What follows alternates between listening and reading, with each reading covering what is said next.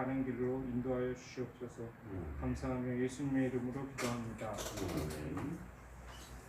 예레미야 3장입니다. 3장 1절 읽어봅니다. 예레미야 3장 1절. 세상에서 말하기를 가령 사람이 그 아내를 버림으로 그가 떠나 타인의 아내가 된다 하자 범부가 그를 다시 받겠느냐. 그리하면 그 땅이 크게 더러워지지 않겠느냐 하느니라. 나 여호와가 말하노라. 내가 많은 무리와 행음하고도 내게로 돌아오려느냐. 앞서 우리가 몇 번의 예레미야의 서론에 대한 부분들을 소개한 것처럼 예레미야는 구약의 인간론에 해당이 되는 죄론에 해당이 되는 아주 풍부한 내용들을 많이 담고 있습니다. 자, 그러면 우리가 예레미야가 상당히 그 이사야 다음으로 상당히 그 양이 많은 성경이기 때문에 가다가 길을 잃어버릴 수도 있습니다. 그래서 큰 줄기와 맥을 이렇게 잘 쫓아가셔야 됩니다.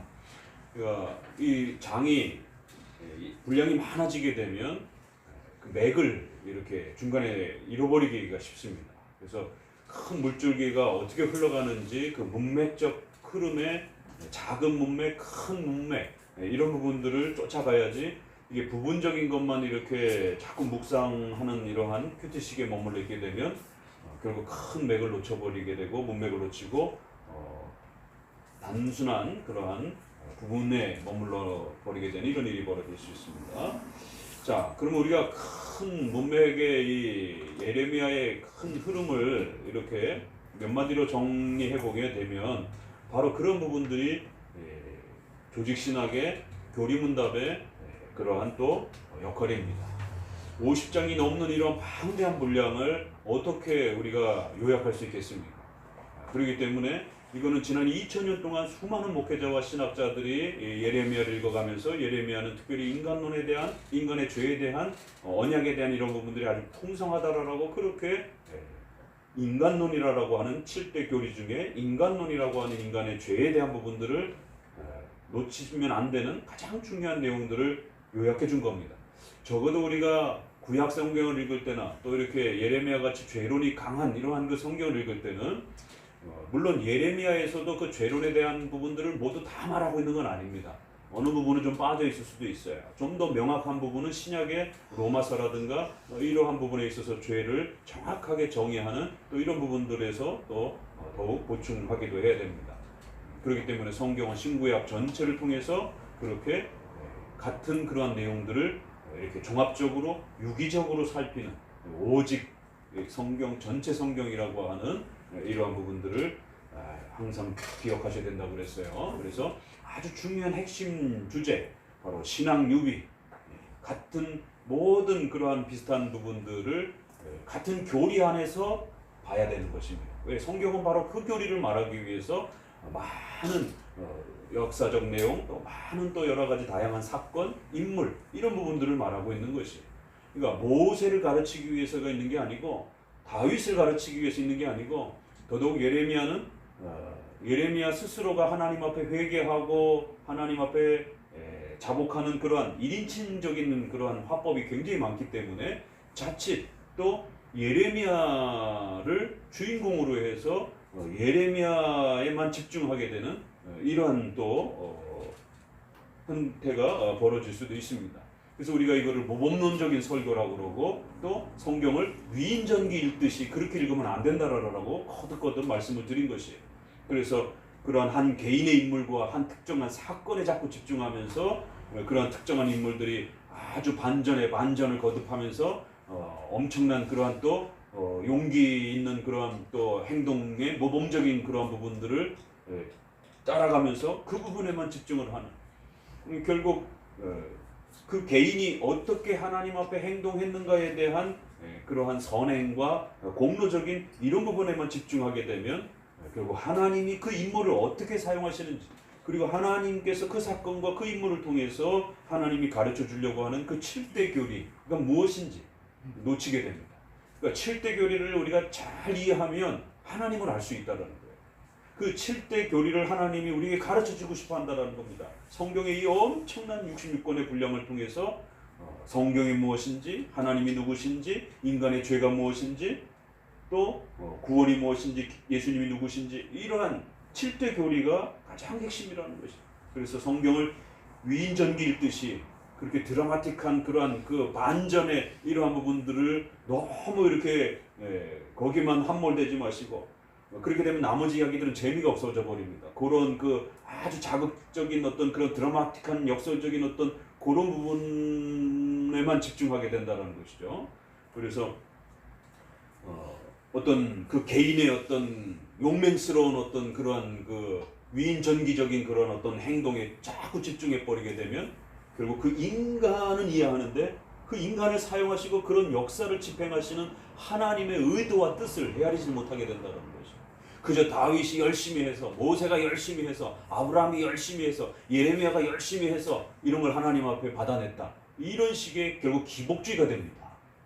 성경 읽기가 이렇게 인본주의적인 구원론 중심으로 읽을 때와 신론 중심, 하나님께서 왜 그 인물을 사용하셨는가, 하나님께서 왜 이런 사건을 여기에도 두셨는가, 왜 하나님께서 수많은 역사 속에서 이 사건만 성경에 기록하셨는가, 이 사건을 통해서 하나님은 어떤 분으로 드러나는가. 그래서 각 사건과 내용을 읽어갈 때마다 항상 하나님은 어떤 분이신가, 또 하나님은 어떤 일을 하셨는가. 신론의 큰 주제는 하나님의 존재, 하나님의 사역이잖아요. 자, 그러면 이제 인간론도 역시 마찬가지예요. 그래서 항상 그 핵심은 반복해서 계속 암송해야 됩니다. 그래야 길을 잊지 않아요. 예레미야를 읽다 보면 이게 어느 부분에 어디에 해당이 되는지 길을 잊어버리게 되면 그저 주관적으로 적용하게 되는 이런 일들이 벌어집니다. 자, 그러면 성경 전체에서 죄론은, 또 예레미야에서 이렇게 강하게 표현하는 죄론의 조직신학, 우리 교리에서 소리문답이라든가 이런 데서 말하는 요한복음 소리문답 14문에서부터 죄는 무엇입니까? 라고 하면서 죄는 하나님의 법을 어기는 것과 지키는 것에 부족한 것이라고 하는, 죄는 불법이다라고 하는 죄의 정의로부터 시작이 되죠.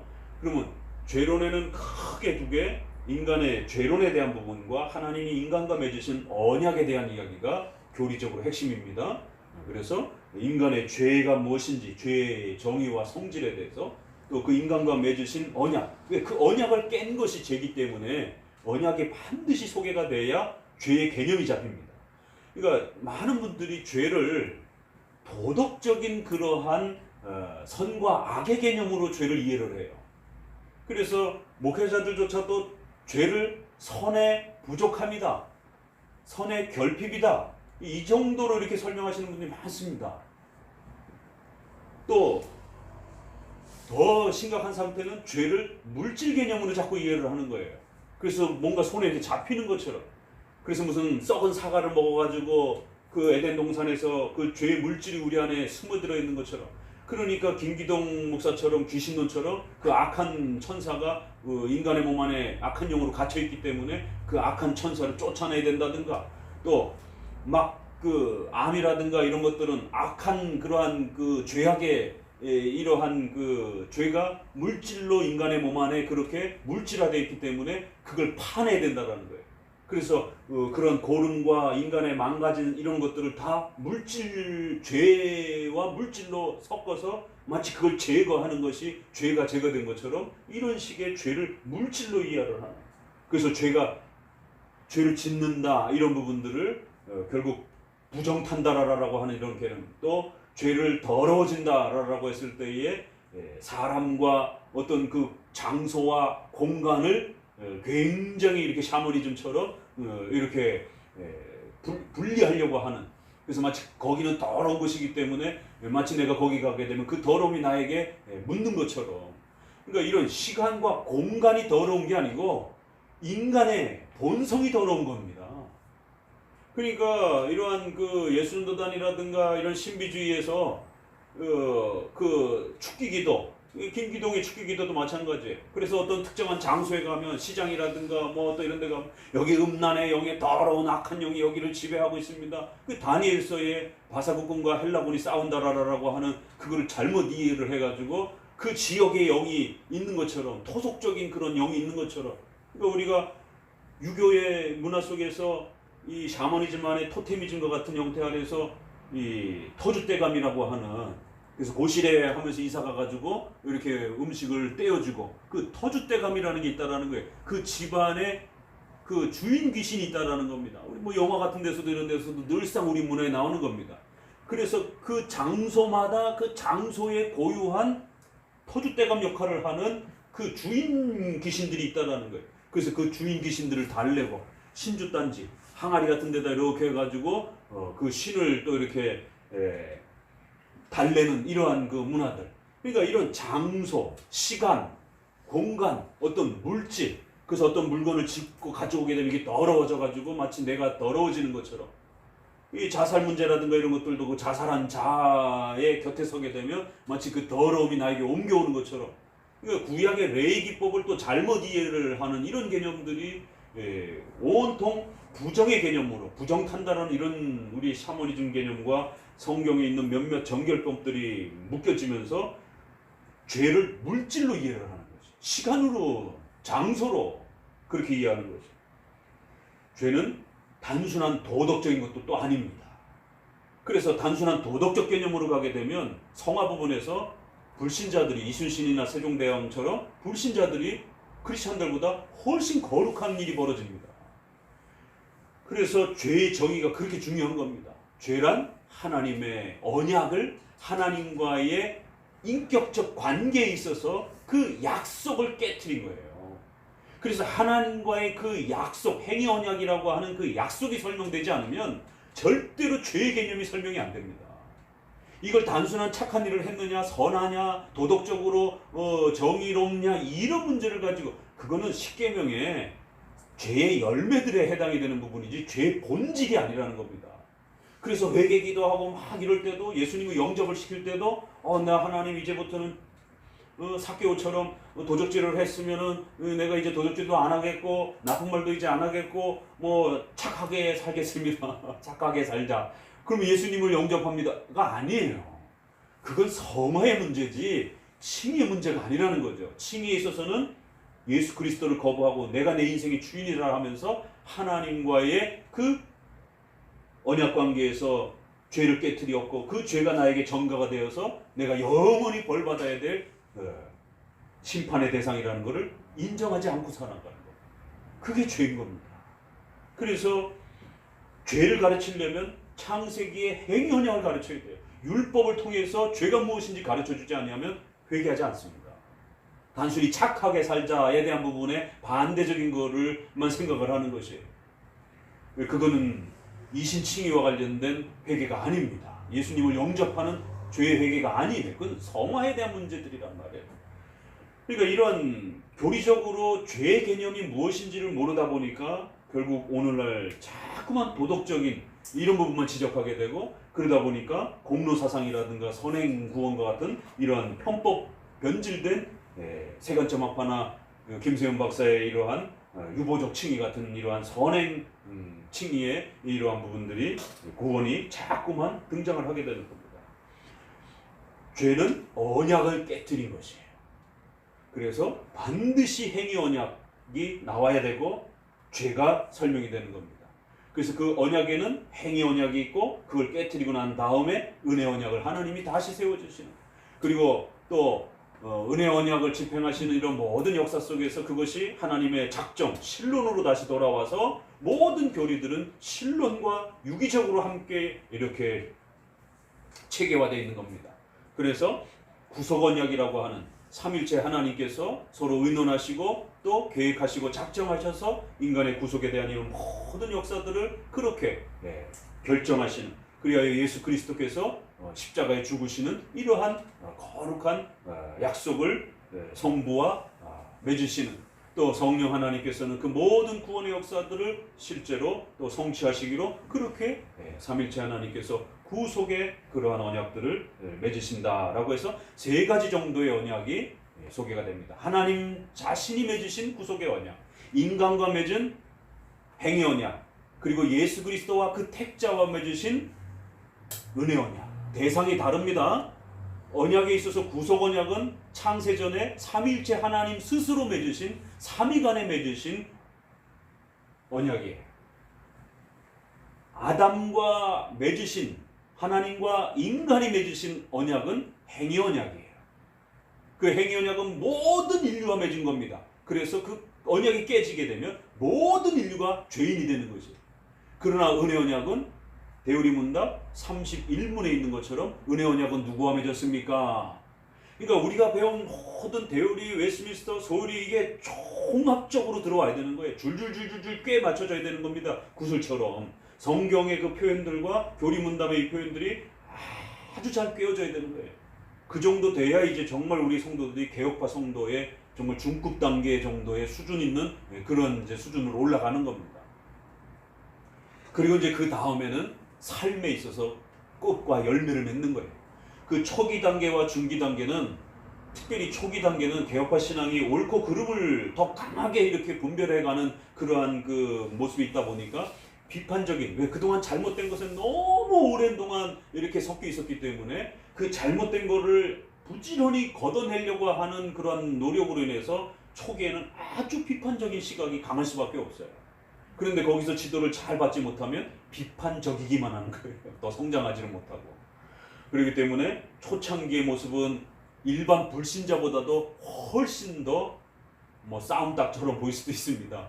매번 이거 잘못됐고 저거 잘못됐고 이거 잘못됐고 저거 잘못됐고 온통 잘못된 것만 눈에 보이기 시작하는 거예요. 왜요? 그나마 그것도 다행이죠. 정말 쓰레기 같은 악한 미신적이고 샤머니즘적인 로마 카톨릭적인 이런 신비주의적인 기복주의 신앙을 옳다라고 하고 거기서 랄랄랄랄라 하고 이런 거보다는, 그래서 하나님이 직통계시 받았다 이러면서 별짓 다 하고 막 이러는 거보다는 그래도 이건 잘못됐고 이건 잘못됐고 이건 잘못됐고를 구별하는 게 그나마 다행인 것이죠. 그것도 조차 구별 못하게 되면은 막 집단 자살을 하고 병원도 안 가고 학교 다 때려치고 신천지같이 이런 일들이 벌어질 수 있는 그러한 극단적인 신앙들이 나온단 말이에요. 자, 그러니까 첫 번째 모습에서는 성화가 불신자보다도 못한 것처럼 온통 비판만 하고 이렇게 싸우기만 하고 이런 모습에서는 성화가 아주 덜 된 것처럼 보일 수도 있어요. 그렇기 때문에 이러한 죄에 대한 가르침이 바르게 세워져야 칭의도 만들어지고 그 다음에 성화도 이해되어지고, 그래서 성화도 단순한 도덕적인 문제가 아니라 하나님을 얼마나 더 사모하고 가까이 하는가에 대한 우리의 전 인격에 대한 우리의 인간의 본성이 얼마나 더 새로워져 가는가에 대한 근원적으로 하나님과의 관계에 대한 문제지 도덕의 문제가 아니라는 겁니다. 그래서 도덕적인 부분에는 여전히 거짓말도 많이 하고 크리스찬인데 여전히 연약한 모습이, 입도 거칠고 폭력적이고 막 이런 부분들이 여전한 겁니다. 그래도 자라가는 거예요. 그래서 초기 모습은 불신자보다도 인격적인 면에 있어서 불신자도 처음 이렇게 그 집안의 분위기라든가 이러한 그 본성에 있어서 굉장히 착한 사람들이 있어요. 선천적으로 아주 더 착한 사람들이 있어요. 교회는 안 다니지만 그런 사람들이 훨씬 성화되어인 것처럼 보이죠, 겉으로는. 그렇기 때문에 성화조차도 그렇게 단순 도덕적 개념으로 접근하는 게 아닙니다. 성도는 처음에는 비록 옳고 그름을 따지다 보니까 그래서 그 피부친 가족조차도 그렇게 가까이 지냈지만 예수님을 믿기 시작하면서 교회 다니는 것을 가족들이 미워하고 싫어하기 시작하게 되면 그 사랑하는 가족들하고도 충돌이 일어나는 거예요.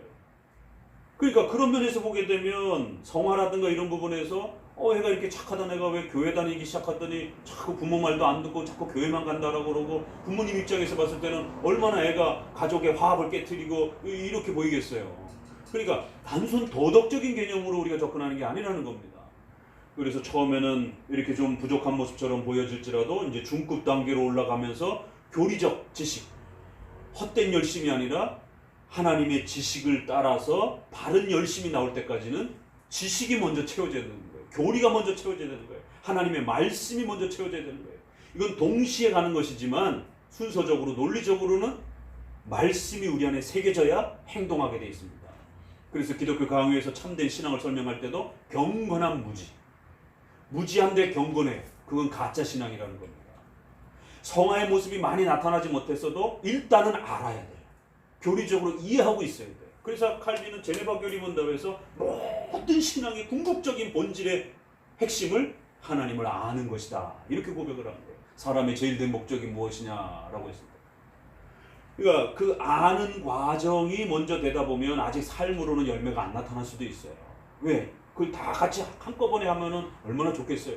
그렇지만 인간이 연약하기 때문에 아는 것, 배우는 것, 이 부분이 먼저 집중될 수 있단 말이에요. 그래서 그걸 차곡차곡 쌓이면 이제 성경 전체를 꿰뚫어 볼 수 있게 되고, 그 성경을 읽을 때마다 교리문답이 상호작용을 하면서 쫙 꿰어지고, 그래서 핵심적인 교리를 정확하게 인지하고, 그 핵심이 신념으로 여러분에게 세워지는 겁니다.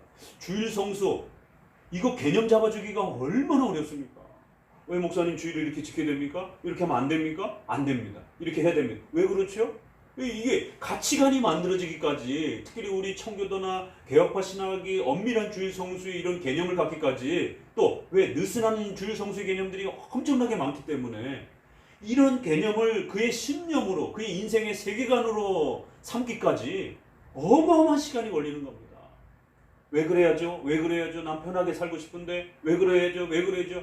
이거를 계속 설득하면서 가르쳐주면서 성경이 그렇게 가르친다라고 하는 걸 이해시키고 설득시키고 그 개념을 만들어주고, 그래서 그가 그 주일 성수가 자신의 신념으로 세워져 가면서 그 신념 때문에 때로는 주일을 못 지키는 직장도 포기하고 더 좋은 직장도 기꺼이 뒤로 하고 주일을 지킬 수 있는 좀 더 낮은 연봉을 받는 그런 직장도 선택할 수 있는, 이 세상 사람들이 봤을 때 이 바보 같은 행동이지만 바로 이러한 엄청난 결단을 할 수 있게 되는 것입니다.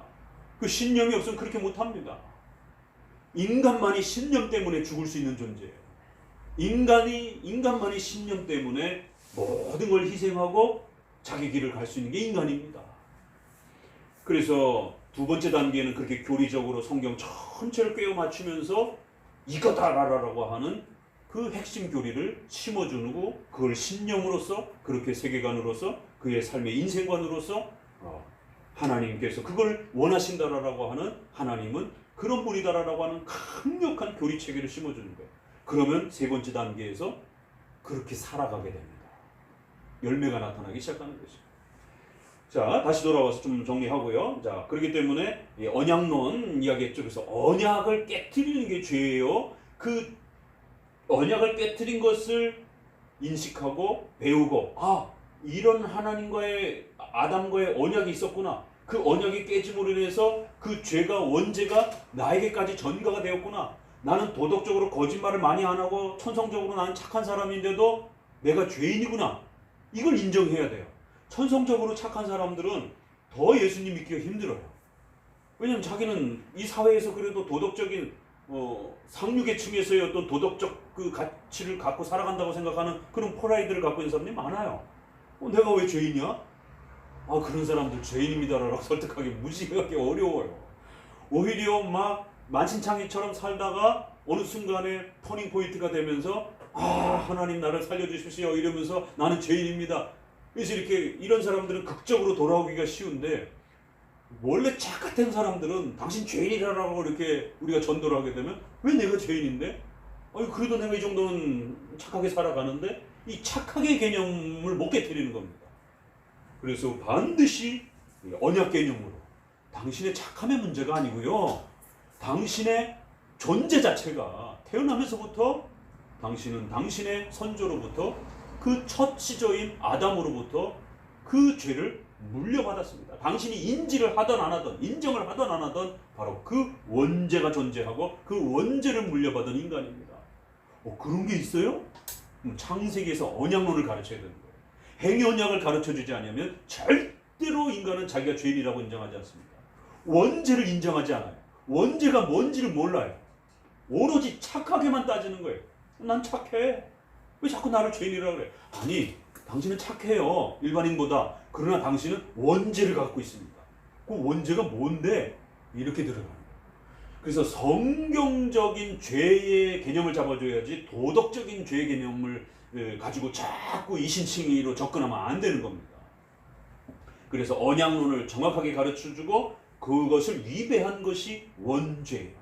그래서 아담의 첫 시조가 원죄를 범했고, 거기로부터 모든 인류가 그렇게 하나님과의 약속 속에서 아담이 순종하면 복을 받고 불순종하면 벌을 받는다라고 하는, 그래서 로마서 5장에 있는 것처럼 우리 각자가 죄를 범하지 않았을지라도 아담의 후손이기 때문에 그 아담의 대표성 때문에 연대적인 책임을 묻고 우리가 죄인이다라고, 우리가 아담과 같은 죄를 짓지 않았을지라도 그 아담의 후손으로서 죄가 전가되었기 때문에, 자, 죄의 정의 원죄가 설명이 되면 그 원죄가 어떻게 전가가 되고 우리에게까지 오는가에 대한 전가 개념이 나옵니다.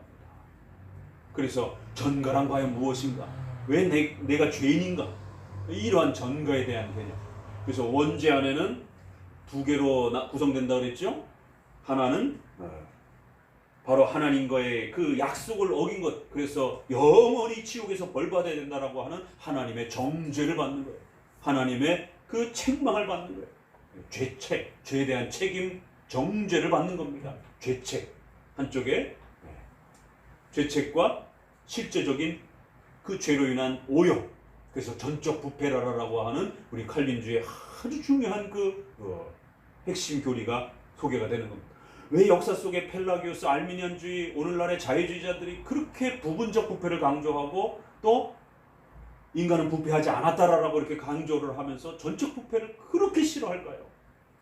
이 전적 부패가 인간을 구원시킬 수 있는 유일한 죄론의 교리이기 때문에 그런 겁니다. 이 전적 부패를 인정하지 않으면 구원을 확보할 수가 없습니다. 예수님의 도움을 반밖에 확보 안 하는 거예요. 왜? 내가 반밖에 죄를 안 졌습니까? 나는 완전한 죄인이 아니라 반만 죄인이라고 생각하게 되면 예수님의 도움을 반만 의지하는 거예요. 그런 구원은 없습니다. 온전히 예수님을 의지하든지 온전히 예수님을 버리든지 둘 중에 하나인 것이. 그래서 전적 부패의 교리를 결국 역사 속에 그토록 싫어하는 겁니다. 원죄와 전적 부패라고 하는 이 원죄의 죄책과 전적 부패라고 하는 원죄의 구성 요소. 그리고 이 원죄로부터 죄의 열매가 나오죠. 생활죄, 자범죄 이렇게 표현을 해요. 그래서 이거를 본죄라고도 이렇게 표현합니다. 신학책을 읽다가 혹시라도 헷갈리지 마세요. 본자를 쓰다 보니까 이게 원죄 아닌가 이렇게 헷갈릴 수도 있어요. 박형룡 목사님 책이라든가 이렇게 옛날 분들은 이 생활죄를 본죄라고 이렇게 많이 표현했습니다. 근본 이렇게 본자 할 때 그 본자를, 그러니까 오리지널 이런 개념을 이렇게 생각할 수 있는데 그런 개념이 아니고요. 원죄, 얘가 오리지널 씬이라고 하는 근원적인 그러한 죄의 시작이고, 본죄라고 하는 것은 결국 그 죄의 열매로서 인간의 본질적인 그러한 죄의 본성에 속한 인간의 잘못들이다라고 하는 좀 그런 이제 표현이 강한 겁니다. 한문에 있어서 본죄라고 하는, 요즘엔 잘 안 쓰는 이제 용어인데, 그래서 헷갈리니까 이제 좀 더 쉽게 생활죄, 자범죄, 자기 스스로 이렇게 행동을 통해서 범하는 죄. 그래서 영어에도 오리지널 신, 액추얼 신. 그래서 행동으로 범하는 죄. 이렇게 해서 죄의 열매와 죄의 원인을 이렇게 구별을 해 놓은 겁니다. 그래서 원죄와 자범죄. 그리고는 죄의 이제 성질과 관련해서 전적 부패에 대한 이러한 또 논쟁에 오래된 또 이러한 싸움들.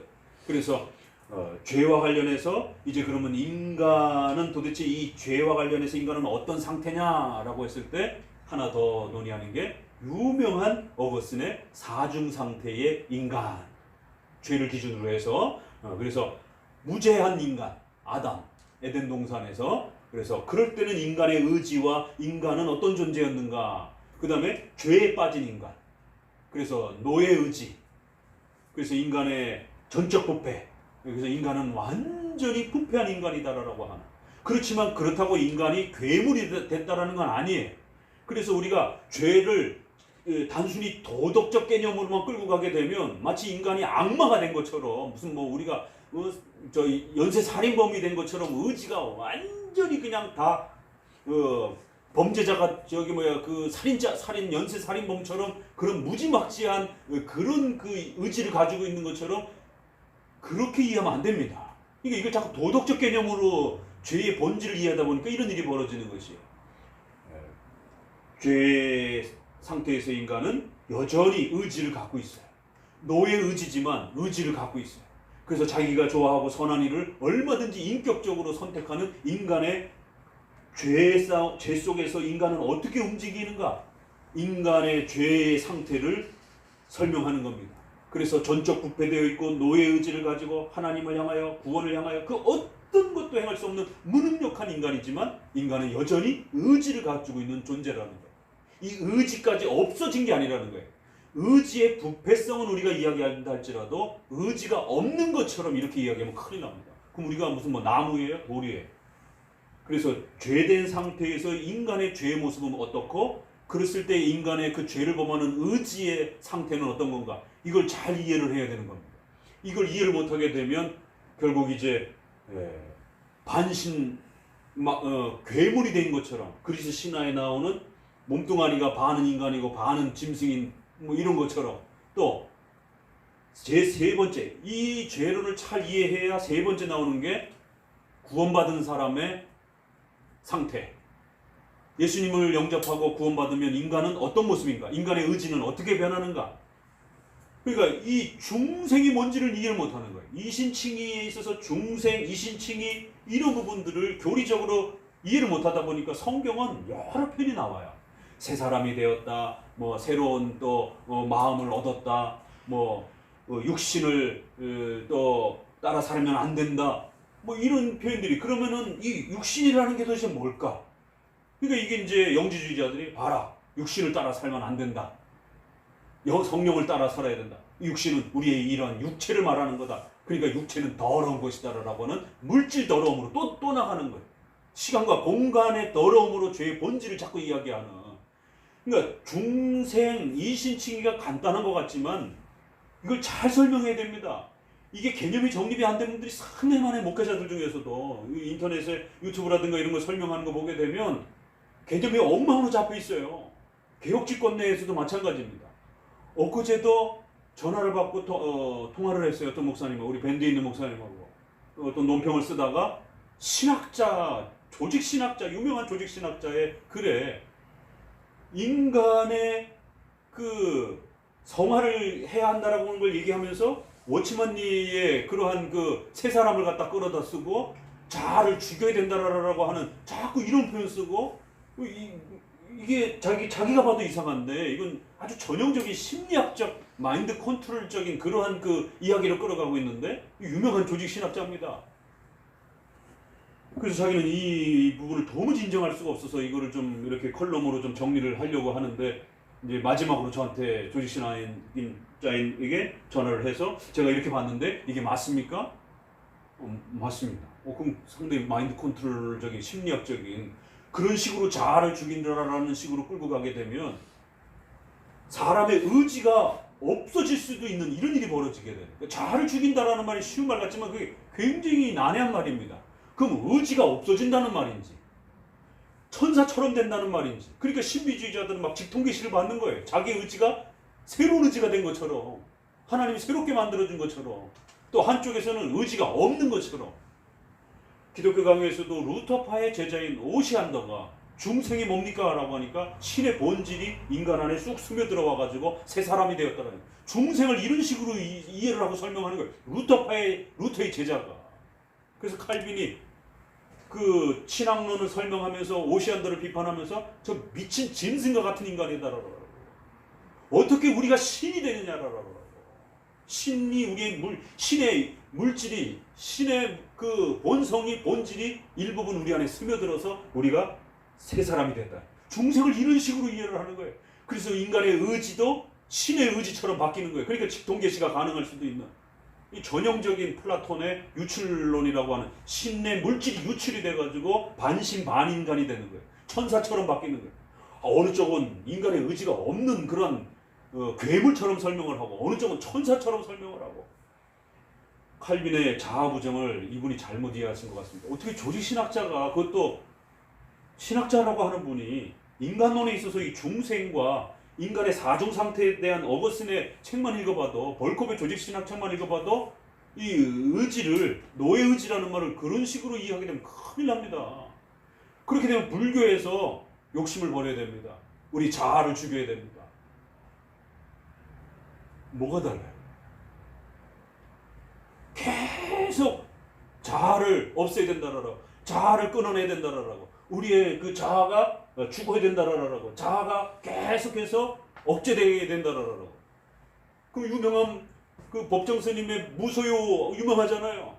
불교의 철학이 허무주의 철학이잖아요. 없어야 인간이 행복하다라고 하는. 자아가 없어야 된다라는 거예요. 그래서 이걸 해탈이라고 얘기하는 거예요. 불교에서는. 인간인데 어떻게 자아가 없어집니까? 의지가 없는 인간이 있을 수 있나요? 이게? 식물인간이죠, 그러면. 그러니까 중생의 개념을 이해를 못하는 거예요. 이런 혼돈들이 가지각색으로 벌어집니다. 그래서 제가 조 박사님하고 공부할 때 구원론 부분에서 단둘이 앉아가지고 제가 박사학위를 받고 나서 기본적인 건 아는 거죠. 그럼에도 불구하고 교수님에게 교수님, 중생이 뭡니까? 웃으시면서 이렇게 쳐다보고 있습니다. 교수님도 내가 뭘 질문하는지 알고 저도 뭘 질문하는지 아는 것이에요. 인간의 본질이 바뀌는 겁니까? 인간의 본성이 바뀌는 것입니까? 이렇게 이제 한 걸음 더 들어가게 되면 굉장히 그런 용어와 개념들을 철학적, 신학적 용어들을 충분히 숙지해야 그렇게 질문할 수 있는 거예요. 일반인들은 그게 뭔 차이가 있는가 이해를 못하는 거예요. 교수님이 이게 박사가 돼가지고 아직도 그거를 묻고 있으면 어떻게? 저는 이제 알고 있지만 이제 확인을 하기 위해서 좀 더 명확하게 확인을 위해서 질문하는 거고, 이제 교수님은 워낙 이제 뭐 저한테 할아버지 뻘이니까 그냥 뭐 허심탄회하게 그냥 막 편하게 막 야단을 치시는 것이죠. 절대로 인간의 본질이 바뀐 것처럼 그렇게 설명하면 안 돼. 그럼 큰일 나. 인간의 본성이 바뀌는 거야. 인간의 성향이 바뀌는 거야. 그래서 칼빈이 하비투스라고 하는 좀 어려운 부분이지만 기독교 강의에서 그래서 라틴어랑 잘 비교해 봐야 된다는 거예요. 이 개념을 못 잡는 분들이 번역을 하게 되면 이게 이제 이상한 용어로 번역이 되는 겁니다. 습관이라고도 될 수가 있거든요. 이게 그 영어에서도 하비투스라는 영어의 그 표현이 라틴어에서 거의 그대로 쓰였는데 이게 습관이라는 단어예요. 관습, 습관, 버릇. 이렇게 하면 또 굉장히 이상해지잖아요. 중생이 습관을 고치는 거예요? 그런 건 아니잖아요. 그죠? 현대 영어이기 때문에 그래요. 고대 영어로 들어가야 되고 라틴어로 들어가서 성향, 인간의 본성. 이걸 좀 더 쉽게 말하면 인간의 마음이 바뀐 거예요. 그래서 새 사람이 되었다라고 말을 하는 것이에요. 그런데 이거를 자기가 천사가 된 걸로 착각을 하는 거예요. 자기가 신의 물질이 자기 안에 들어온 것처럼 착각을 하는 거예요. 새 사람이 됐다라는 걸, 중생이 됐다라는 거를. 그러니까 기복주의 같은 신비주의가 나타나는 겁니다. 중생이 돼도 인간의 의지는 바뀌는 게 아닙니다. 없어졌다가 새로 생기는 게 아닙니다. 하나님이 그걸 새로 만들어주는 게 아닙니다. 제3의 물질로 만들어주는 게 아니에요. 인간의 존재, 본질이 바뀌는 게 아니에요.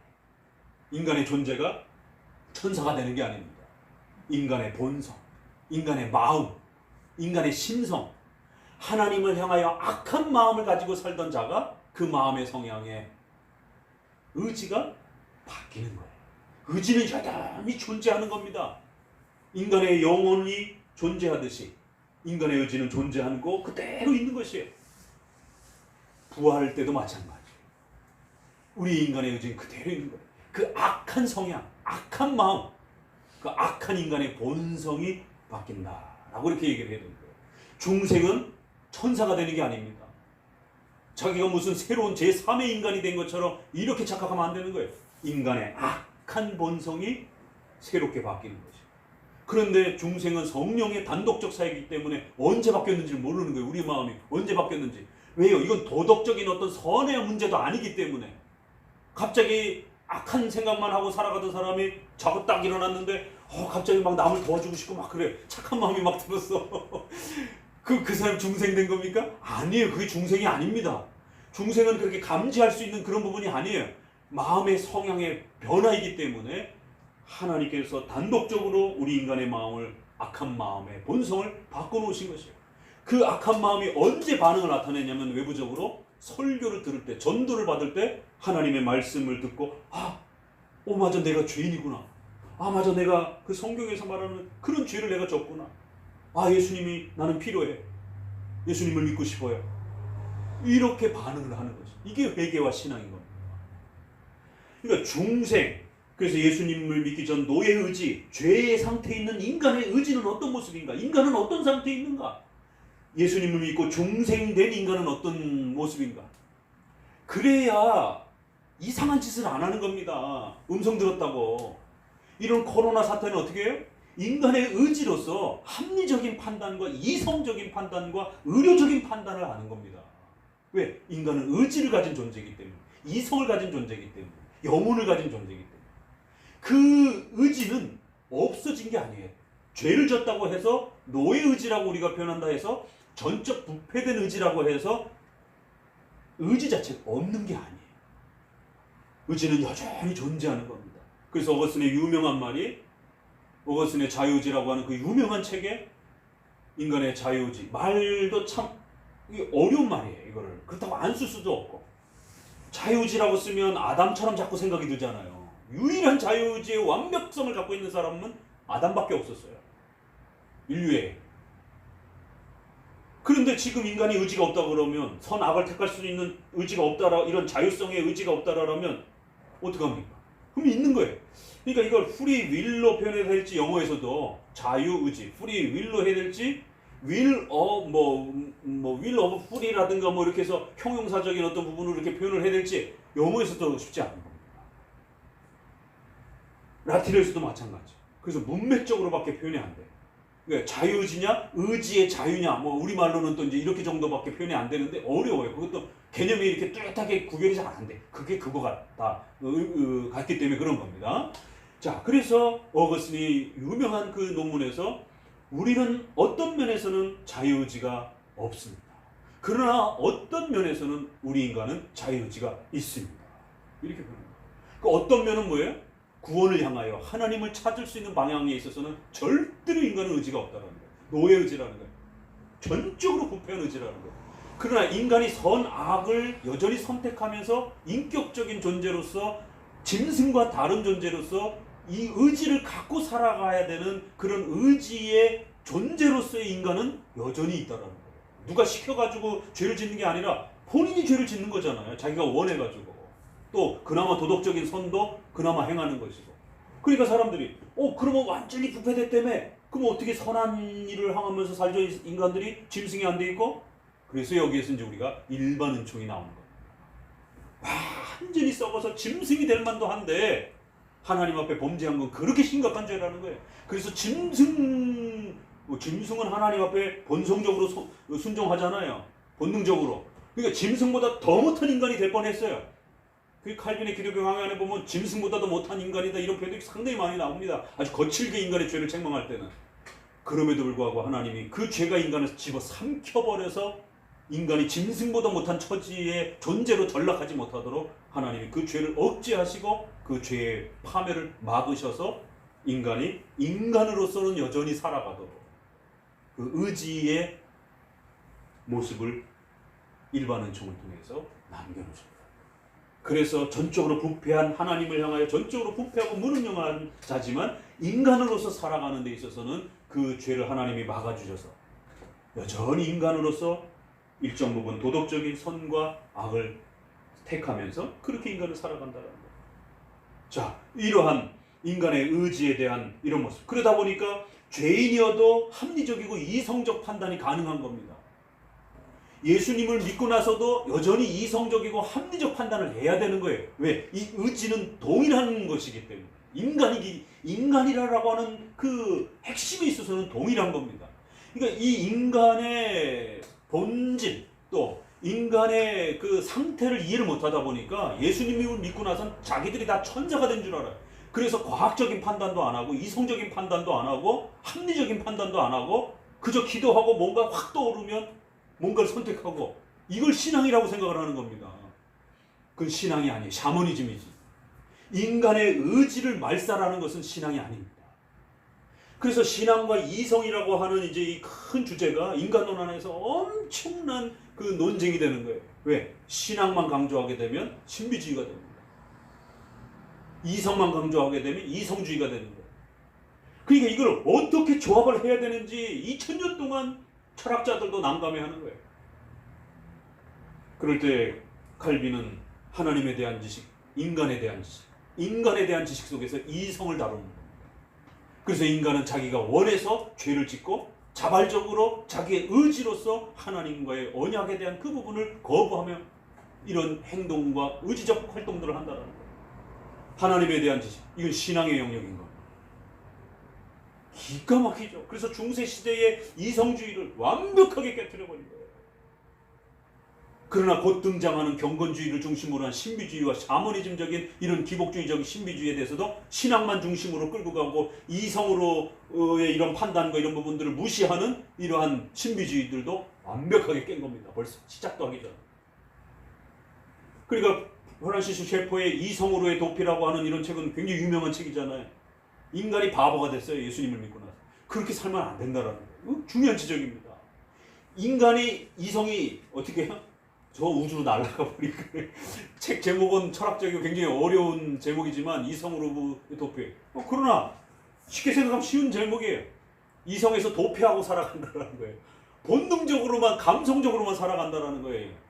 셰퍼 눈에 보기에 신자들이라고 하는 현대 그 시대의 모습이 신앙을 잘못 이해해서 이성이 없는 의지가 없는 그러한 신자의 신앙의 모습이 마치 그게 진짜 신앙인 것처럼 그래서 자꾸 자아를 죽이라 이렇게 몰고 가면 성도들 신비주의의 행동으로 몰아가게 되는 겁니다. 이게 왜? 자기가 뭔가 이성적으로 의지적으로 판단하고 이러는 것들은 마치 신앙이 없는 것처럼 기도하다가 뭔가 확 강렬하게 마음에 떠오르는 것이 마치 그게 가장 건전하고 바른 중생된 어떤 신자의 모습인 것처럼 그러면 샤머니즘과 미신에 빠지게 됩니다. 집을 얻고 결혼을 하고 또 병원을 하고 가고 학교를 가고 이런 모든 일상의 업무들을 행할 땐 중생된 자도 어떻게 해요? 천사처럼이 아니라 인간으로서 의지를 갖고 판단하고 활동하는 거예요. 다만 그 의지가 성령의 도우심과 예수 그리스도의 피로 악을 절제하게 됩니다. 과거처럼 악을 향하여 치닫거나 악에 함몰되거나 이러지 아니하고 예수 믿는 사람들은 그 의지가 선을 향하여 더 열심히 달려갈 수 있도록 그렇게 그 마음의 성향이 바뀐 거예요. 인간이 다른 인간이 된 게 아니에요. 제3의 인간의 본질이 그래서 우리가 신학적으로 들어가면 본질 변화가 아니라 성향 변화라고 하는 본성 변화라고 하는 이거 가지고 엄청나게 다투고 개념을 잡아주는 겁니다. 설교를 하면서 본질 변화처럼 자아를 죽이라, 자아를 없애라, 무소유 이런 개념이 나옵니다. 그래갖고 제가 대학원 1학년 때 불교 원광대 저기 주지가 와가지고 한번 발칵 뒤집어졌어요. 세상에 채플 예배 시간에 중을 데려다 놓고 특강도 아니고 예배 강사로 세워놓고 불교 그 중이 와가지고 앉아서 뭐라고 그러냐 설교를 하는데 설법을 하는데 그리스도의 십자가나 불교의 고행이나 모두가 다 우리 인간의 악한 이런 욕망들을 포기하고 그래서 우리가 더욱 훌륭한 인간이 되어지고 더욱 인류를 위하여 그러한 선한 일들을 베푸는 모습에 있어서는 우리가 모두 같은 길을 걸어가고 있는 것입니다. 그렇기 때문에 우리는 끝까지 더욱 우리 자신을 쳐서 복종시키고 우리 자신을 죽이고 더더욱 선한 그러한 삶으로서 인류에 이바지게 됩니다. 전도사님 거기 아멘하고 있어요. 어린 신학교 갓 들어가서 어린 제 귀에 듣기에도 하도 이상해가지고 교목가로 몇몇 학생들하고 쫓아가고 어떻게 중을 예배 시간에 설교자로 세우는 것도 이 까무러칠 노릇이고 어떻게 중이 자아를 죽이라 불교의 소유를 버려야 된다는 걸 십자가의 자기 부정에다가 같이 설명을 하는데 그걸 어떻게 신학에서 아멘이라고 할 수가 있느냐. 당장 이거 대자보 붙이고 사과 성명해라. 학교 탈퇴하겠다. 이게 뭐냐 이게 신학교냐 이게 절에 와 있는 거냐 도대체. 이게 신학교도 이 신앙의 가치관이 뚜렷하지 못하니까 이런 일이 벌어지는 거예요. 그러니까 이러한 자아를 죽인다는 말을 잘못 사용하게 되면 이제 이런 일들이 벌어지는 거예요. 세 번째, 중생된 인간. 그리고 네 번째, 죄를 지을 수 없는 상태의 부활체의 영생의 상태의 인간. 네 단계로 인간을 이해를 하는 겁니다. 그래서 의지와 그 의지를 가지고 있는 인간이 어떻게 살아가는가. 양쪽 끝은 우리가 이제 저쪽 거는 경험을 못하고 이쪽 건 나중에 경험을 해야 될 거고 이 두 개만이 죄악된 불신자 상태에서의 인간, 중생된 상태에서의 인간 이 정도는 이제 우리의 삶 속에서 경험할 수 있는 부분이기 때문에 이 부분을 집중하면서 가는 겁니다. 그래서 예레미야에는 바로 이 두 부분이 왔다 갔다 이야기 설명하는 거예요. 그래서 어떨 때는 우리가 죄를 범했습니다. 내 죄입니다. 그러다가 갑자기 신론으로 확 넘어가게 되면 우리의 이 죄까지도 하나님이 허락하시고 하나님의 뜻을 이루시옵소서, 뭐 이런 표현들이 나오는 거예요. 하나님의 뜻이 아니고서야 어떻게 이런 악한 일이 이루어졌겠느냐, 뭐 이런 일들이 섭리론적으로 신론적으로 막 설명을 하는 거예요. 이걸 뒤섞게 되면 죄를 하나님이 지은 것처럼 이제 이런 오해가 벌어지는 것이죠. 그래서 그러한 인간의 죄에 대한 문제와 언약에 대한 문제가 요게 핵심입니다. 요게 계속 인간론을 다룰 때는 반복적으로 끊임없이 계속 머릿속에서 작동이 돼야 돼요. 자, 그러한 기본 틀을 가지고 이제 예레미야를 읽게 되면 중간중간에 상당히 그 어려운 부분들, 신정론이라든가 또 이 지금 죄와 관련되어서 이런 중요한 문제라든가 이런 것들이 아주 오해하게 이렇게 표현되어 있는 이런 표현들도 잘 해석해낼 수가 있습니다. 근데 이런 개념이 없으면 도대체 이게 표현이 이게 무슨 말일까? 이거 이렇게 보면 카톨릭적 표현 같기도 하고 또 이렇게 보게 되면 펠라기우스 표현처럼 알미니안주의처럼 표현이 느껴지기도 하고, 그러니까 알미니안주의자들이라든가 자유주의자들이 그런 구절만 이렇게 애매모호한 표현들, 그건 애매모호한 표현이 아니라 그 관점에서 인간의 의지적 책임에 대한 부분들을 제2원인에 대한 인간의 의지가 자기 스스로 죄를 범하는 거예요. 그런 부분에 대한 결과에 대한 것들을 강조하는 표현들이 있습니다. 근데 그 부분만 집중해서 눈에 들어오는 거예요. 그러다 보니까 죄론 전체에 대한 근본 개념이 깨지고 도덕적인 그러한 관점에서 인간이 선택한 자원함에 대한 그 부분만 보다 보니까 그러니까 우리가 도덕적으로 내가 스스로 결단해서 뭔가를 바꾸면 어떤 상황이 바뀔 수 있지 않겠는가, 이런 인간의 자유지를 강조하는 이제 이런 또 결론이 나와버리게 됩니다. 그래서 이 문맥 아래에서 그런 표현들이 어떤 교리로서 설명되어지고 있는 것인지를 잘 추적해 가봐야 되는 겁니다. 자, 이제 본격적으로 교리의 기본 틀까지 설명했으니까 한번 3장을 진행을 해보게 되면요, 3장 시작하자마자 창녀다 이렇게 아주 선언이 돼버립니다. 우리가 2장에서 계속해서 그 죄의 정의가, 2장에서는 죄의 정의가 소개됐죠. 소유리문답 14문, 죄란 무엇인가? 하나님의 말씀을 어기는 것, 지키는 것에 부족한 것, 두 개예요. 그랬을 때 2장에서는 죄의 정의가 어떻게 나오죠? 하나님을 버린 것. 또 하나 뭐죠? 그렇죠. 자기 웅덩이를 판 것, 자기 우물을 판 것. 그럼 이게 뭐냐면 바로 인본주의를 말합니다. 하나님을 버리고 자기가 스스로 자기 의지로서 인생을 결정하고 사는 것. 그래서 한편으로는 하나님을 버리고 거역하는 방식으로의 제 원죄의 모습이 그렇게 나타나는 거고, 그러다 보니까 인간은 하나님을 버리게 되면 반드시 자기가 자기 의지가 주인이 되어서 자기 의지가 인생의 모든 가치 기준이 되어서 그렇게 살아갈 수밖에 없는 거예요. 내 행복, 내 가정, 내 돈, 내 삶, 내 시간, 내 의지로서 모든 가치 기준을 갖고 살아가는 거예요. 그러니까 하나님을 인정하지 않는 것, 불신자에게 죄를 묻게 되면 당신 죄인입니다. 내가 왜 죄인이에요? 하나님을 인정하지 않는 거예요. 하나님이 누구신데요? 바로 하나님을 모르고 당신이 원하는 대로 당신의 의지를, 당신의 모든 행복의 기준을 가지고 사는 그 모습이 바로 죄인 겁니다. 아니, 나 가정을 잘 돌보기 위해서 이렇게 애쓰고 열심히 하는 게 이게 왜 죄입니까? 도덕적으로 이건 얼마든지 사회에서 추천해주고 자기 가정을 잘 돌봤다고 오히려 상을 줘야 될 일이죠. 그러니까 2장에서는 죄의 정의가 그렇게 나오는 겁니다. 교리문답에서는 그게 말씀을 어긴 것 이렇게 표현이 되는 거고, 언약을 어긴 것 이렇게 표현이 되는데, 예레미야에 있어서는 하나님을 거부하고 근원적인 샘물이 되시는 하나님을 거부하고 자기 우물을 판 거다 이렇게 이제, 그럼 그게 교리적으로 바로 원죄에 대한 설명이 그렇게 된 거예요.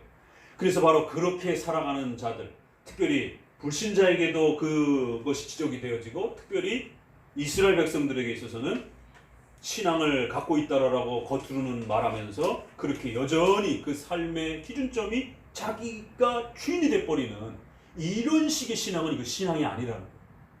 그런 신앙은 창녀다라는 거예요. 간음한 것이다라는 거예요. 이방신을 선택하고 하나님을 버린, 그래서 마치 부부 사이의 비유를 들어서 마치 장녀가 된 것처럼 그렇게 더러워진 것이다.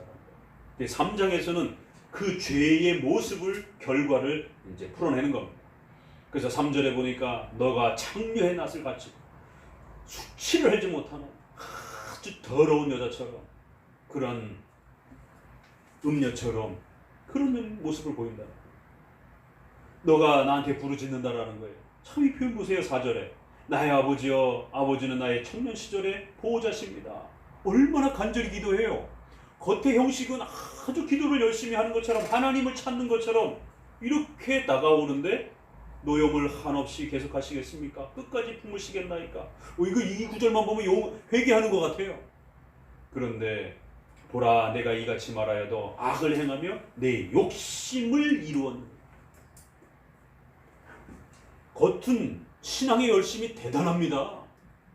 그런데 그 속에 그 열심이 지식에 의한 로마서 10장 2절에 있는 저들이 열심히 있으되 지식을 쫓은 게 아니라 결국 자기의 의를 드러내기 위한 열심. 그래서 결국 하나님의 의를 파괴하는 이런 일이 벌어진다는 거예요. 어떻게 그렇게 신앙에 열심인 사람들이 하나님을 버릴 수 있을까? 하나님을 공격할 수 있을까? 이해가 안 되죠? 그런데 로마서에서는 그렇게 엄청난 신앙의 열심을 갖고 있는 사람들이 교리를 모르면 지식, 성경에 대한 올바른 지식이 없으면 하나님을 공격하는 자로 서게 된다는 거예요. 무시무시한 말입니다. 오늘 우리 시대의 현장 예배에 대한 이 전염병이 창궐한 이러한 그 단계에 이르렀는데도 불구하고 절대적으로 부득이함을 인정할 수 없고 오로지 현장에 예배에 있어야 된다라고 이러한 주장들이 겉으로 봤을 때 어마어마한 열심입니다. 목숨을 건 열심이에요. 그런데 예수님은 나는 자비를 원하고 제사를 원치 않는다. 난 제사 필요 없어. 난 예배 필요 없어. 그렇게 무지막지한 예배라면 인간의 생명이 위태롭고 위기에 처해 있는데 짐승이 위기에 처해 있어도 예배드리다가도 그 짐승을 구해주기도 하는데 사람의 목숨이 위기에 처해 있는데 예배가 있다라고 해가지고 그걸 모른 척하고 난 그런 무지막지한 예배 나는 필요 없어. 마태복음 12장에 성경에 이런 구절들이 있음에도 불구하고 절대적으로 현장 예배. 그렇기 때문에 우리의 신앙의 열심을 절대로 변질되거나 망가뜨려서는 안 된다. 이런 거 과연 이게 진정한 열심일 수 있는가? 의심받게 된다는 거예요. 성경의 원리까지 파괴하면서 그렇게 예배를 집중하게 되면 도대체 그 예배는 어떤 예배인가? 도대체 그런 예배는 하나님이 우리에게 말씀하신 예배인가? 오히려 성경에는 구약의 제사에 대해서 무가치하다라고 하나님 그렇게 비판하고 또 신약에서도 예수님이 그러한 예배를 필요 없다라고 이렇게 비판을 하는데 바리새인들을 향해서 결국 우리의 종교적인 어떤 욕심은 아닌가? 이게 절묘하게 섞여 있기 때문에 잘 구별이 안 돼요. 그래서 착각하는 겁니다. 지금 이스라엘 백성들이 빠져 있는 게 불신앙적인 관점에서 하나님을 버린 그런 개념보다도 신앙은 있는 것처럼 보이는데 그 신앙이 바르지가 않은 거예요. 교리적으로 옳지가 않은 거예요. 그래서 여전히 이렇게 간절히 기도합니다. 나의 아버지요, 나의 아버지요, 나의 보호자시요. 언제까지 노하십니까? 용서해 주옵소서. 이렇게 멋있게 기도하는데 여전히 자기 욕심은 안 내려놓고 있는 거예요. 결국 그런 엄청난 기도의 열정조차도 자신의 그 욕심을 이루기 위한 하나의 방편일 뿐이다라고 이렇게 얘기합니다. 현장 예배를 그토록 강조하고 죽음을 불사하고 그 현장 예배를 그렇게 강행하는 그 열심이 너희의 욕심을 이루기 위한 너희의 종교적인 우월한 내가 이만큼 종교적인 그러한 용맹을 가졌다라고 하는 너희의 그러한 욕심을 이루기 위한 그러한 열심은 아니냐라고 물으면 어떡할 거냐? 왜요? 성경의 예배론과 관련해서 부득이함의 예배가 분명히 있거든요. 우리의 신조 안에도 그래서 그걸 정립해놨고 부득이한 경우는 어떻게 처리해야 되는지에 대한 수많은 예들을 우리의 교회사 속에서 언급하고 있고 그런데도 절대 단 한 번도 안 돼. 이런 식으로 강요하게 되면 어떤 일이 벌어지겠냔 말이에요. 그러니까 이러한 사고 개념은 예배뿐만 아니라 모든 것에 윤리론까지도 다 포함이 됩니다. 그래서 로마 가톨릭은 절대 이용 금지. 뭔 잔소리가 그렇게 많아. 죽었다 깨어나도 이용 못해. 예외를 두자. 그러면 그 여성이 죽음에 아이들과 여성이 남성의 그 무지막지한 엄청난 그 살인적 폭력 앞에 죽어나가도 절대 이용 금지. 남자가 바람을 피고 그 여자들을 다 그렇게 끼고 살림을 차려도 절대 이혼 금지. 그 여성의 인격과 여성의 인생과 여성의 그 가치는 뭐가 되냐면, 여성이 그렇게 지저밟히 짐승처럼 그렇게 대우받고 지켜받고 나중에는 목숨까지 위협을 받아도 안 돼. 절대 이혼 금지. 이게 가톨릭 교리. 그래서 성공회가 헨리 8세에서 신부들을 다 쫓아버리고 다시 자기가 성공회를 세우잖아. 그래서 이혼 가능하다라고 하는 가르침을 세우고 재혼을 하잖아. 이렇게 무지막지한 열심이 될 수 있다는 겁니다. 생각해 보세요. 이혼을 원치 않는다는 성경 말씀이 얼마나 많습니까? 그러면 그 말씀을 가톨릭은 문자 그대로 잡은 겁니다. 봐라, 성경에서 이혼을 절대 원하지 않는다고 하나님이 말씀하셨지 않느냐. 원칙론적으로 보면은 가톨릭이 얼마나 더 정확합니까? 성경 해석이. 우리 개혁교회에서 웨스트민스터에서 가늠과 유기 때 이혼할 수 있다, 재혼할 수 있다. 그리고 나서 오히려 개혁파 교리가 이거 설렁설렁하고 느슨에 빠진 것처럼, 오히려 하나님의 원칙을 망가뜨린 것처럼 그렇게 보이는 거예요. 오히려 성경에는 이혼을 원치 않는다라고 하는 성경 말씀 얼마나 많습니까? 근데 예외 부분이 있는 거예요. 인간의 죄 때문에. 그래서 하나님은 섭리 속에서 하나님의 작정의 뜻은 원칙론이지만 그 섭리를 펼쳐갈 때는 죄도 허용적 작정으로 펼쳐내시기도 하고 그 죄를 사용하시기도 하시고 또 그 죄 때문에 차선책을 허락하시기도 하는 용서라는 개념도 나오게 됩니다. 하나님께서 후회하신다라는 말들이 나오게 됩니다. 하나님의 작정에서는 절대로 후회한다는 말을 할 수가 없어요. 그러나 하나님께서 후회한다라고도 말하고 또 우리가 기도하면 그 결단했던 마음을 돌이켜서 바꾸시겠다라고 용서해 주겠다라는 마음도 나오는 겁니다. 벌하기로 하나님이 작정했다 그러면 절대 우리 용서 못 받습니다. 예외도 없어. 벌받으면 당연히 벌받아 죽어야지. 무슨 용서예요, 용서. 이런 일이 벌어져요.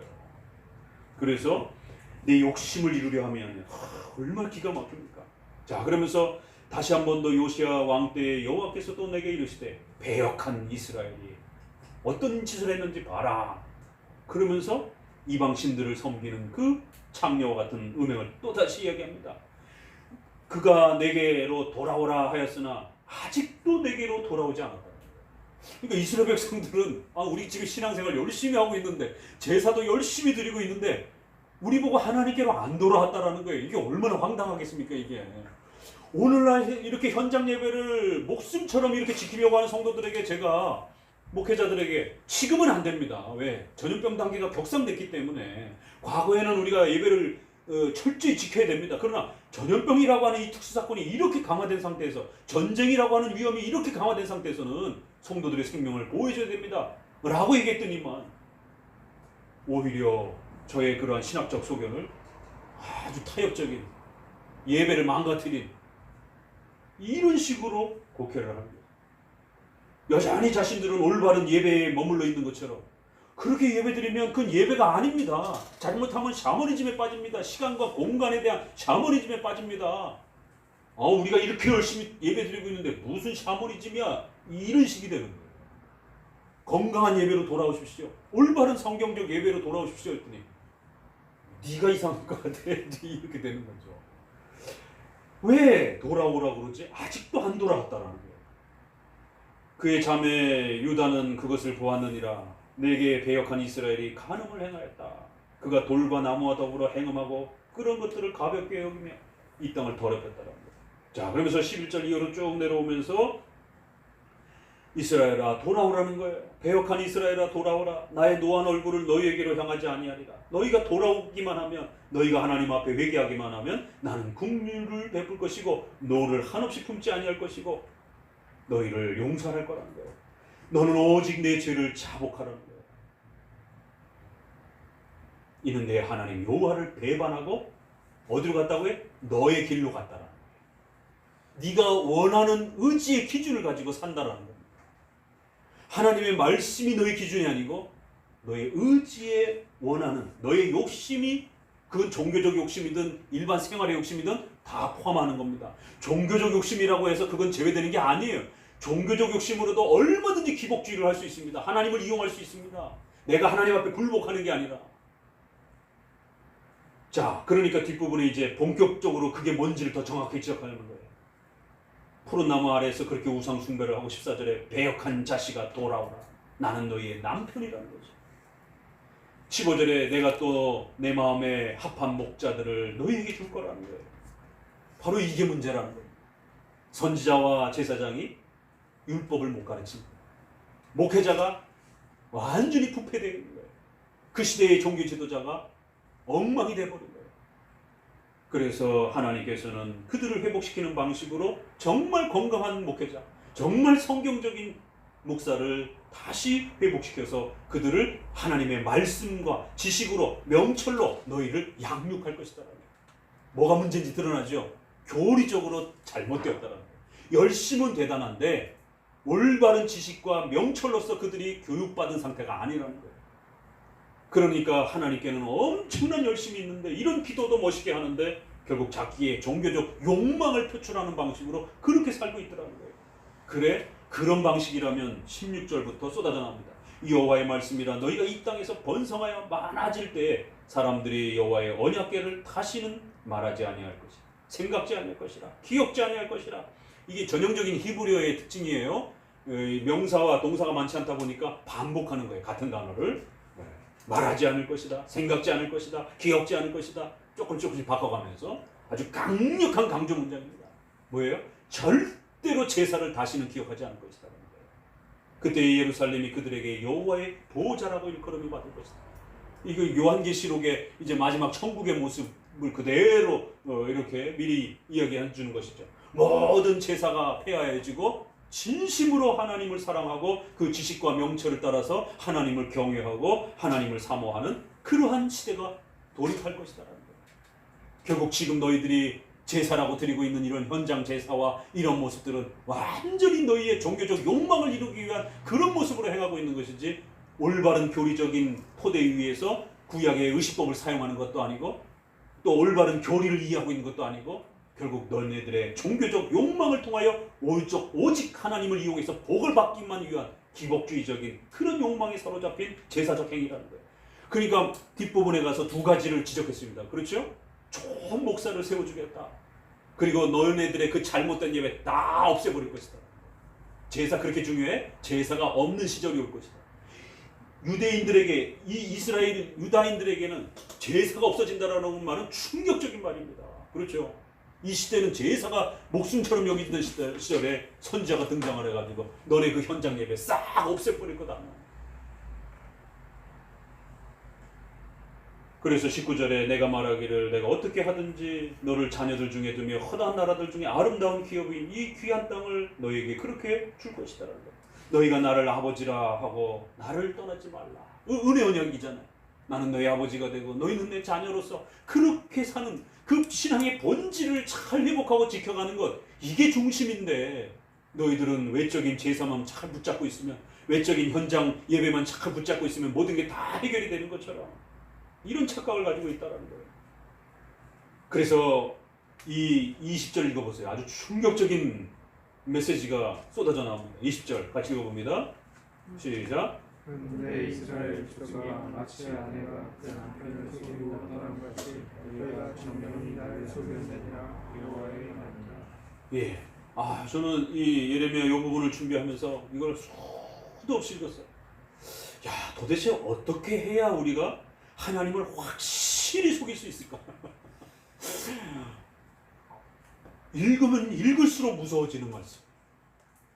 야, 어떻게 해야 하나님을 아주 확실히 속일 수 있을까? 남편을 속인 창녀처럼 너희가 하나님을 아주 확실히 속였다는 거예요. 하나님을 어떻게 속일 수 있겠습니까? 전지전능하신 하나님, 신론의 관점에서는 절대로 속일 수 없어요. 그렇죠? 그러나 섭리론적 관점, 죄의 그러한 인간의 의지에 책임을 묻는 관점에서는 정말 하나님 앞에 어떻게 이렇게 몰인정하고 어떻게 이렇게 은혜를 배반하고 어떻게 이렇게 정말 죄만 선택하는 방식으로 그렇게 하나님을 거역하면서 하나님을 완벽하게 그렇게 속이려고 하는 것처럼 그렇게 덤벼들 수가 있는 거야. 야, 어떤 형태의 신앙의 모습으로 형성이 되면 이렇게 하나님 앞에 책망을 받을 수도 있구나. 그런 신앙적 행위들이 오히려 하나님을 확실히 속이는 그런 악한 행위가 될 수도 있다는 거예요. 그래서 21절에 하나님 여호와를 잊어버렸도다. 배역한 자식들아 돌아오라. 결국 그런 행위들은 전부 다 지금 계속 3장에서 돌아오라, 하나님 잊어버렸다 이 말이 2장에 있던 말을 다시 한번 설명해내는 형태로 그렇게 그들의 죄가 무엇인지를 좀 더 펼쳐나갑니다.